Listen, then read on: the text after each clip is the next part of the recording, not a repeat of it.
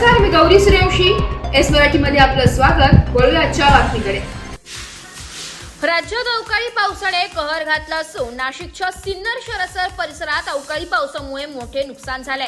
सिन्नर बस स्थानक प्रवाशांनी भरलेला असताना सिन्नर बस स्थानकात अचानक स्लॅब कोसळल्याचा धडधड आवाज ऐकताच आकाशात उठलेले धुरांचे लोळ, त्यामुळे प्रवाशांची चांगलीच धांदळ उडाली आहे.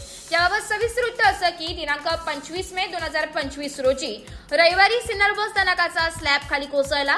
या बस स्थानकात बसलेल्या प्रवाशांची अचानक खाली पडलेल्या स्लॅबमुळे व आकाशात उठलेल्या धुरांची लोळ यामुळे प्रवाशांची चांगलीच धांदळ उडाली आहे. लगेच आपत्ती व्यवस्थापन यंत्रणांची फोन सुरू झाले. सायरन वाजता संकटांची चाहूल लागली आणि प्रवाशांमध्ये भीतीचे वातावरण निर्माण झाले. सर्वत्र धावधाव सुरू झाली, परंतु सुदैवाने या दुर्घटनेत कुठल्याही प्रकारची जीवितहानी झाली नाही. म्हणतात ना, देव तरी त्याला कोण मारी, आज ही म्हण खरी ठरली आहे.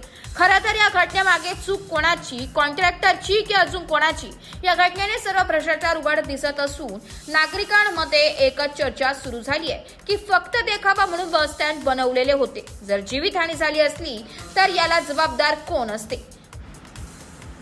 तसेच काही लोक म्हणतात की यांचे राहते घर का नाही कोसळत, त्या कोठीत बांधील का, लगेच कसं काय कोसळतं, हा खूप मोठा प्रश्न उभा राहिला असून तातडीने या प्रकारची दखल घेण्यात यावी आणि त्या व्यक्तींवर कारवाई करण्यात यावी अशी मागणी पाडळी ग्रामस्थांच्या तसेच सर्व प्रवाशांच्या वतीने करण्यात आली.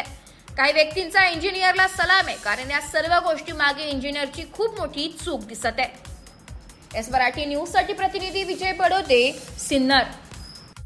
अशाच नवीन ताज्या घडामोडी जाणून घेण्यासाठी आमच्या एस मराठी न्यूज चॅनलला लाईक करा, शेअर करा, सबस्क्राईब करा आणि बेल आयकॉनला क्लिक करायला विसरू नका.